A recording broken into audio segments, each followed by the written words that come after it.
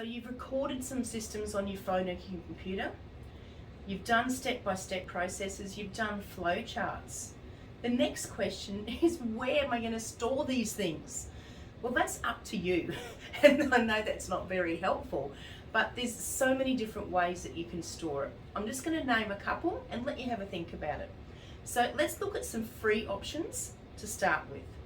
If you use Google for your business, there is Google Drive. You can just store them in a folder on folder on folder of different things. If you use Microsoft, you can use SharePoint. Google also has a thing called Google Sites. SharePoint has many varied ways that you can do it.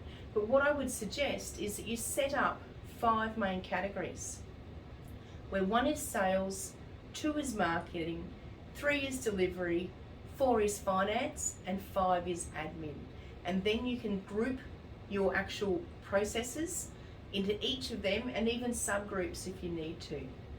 There are also paid programs that you can use to store processes and procedures, but realistically for most people, a Google Drive, even YouTube would work.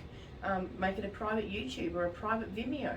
But a Google Drive or SharePoint that's split into those 5 areas where you can save your video, you can save your written process, and you can save your flowchart, just makes it easy for people to find wherever they are on the go, whatever device they're on, and hopefully people will then follow your systems. That's the next trick, getting them to follow it.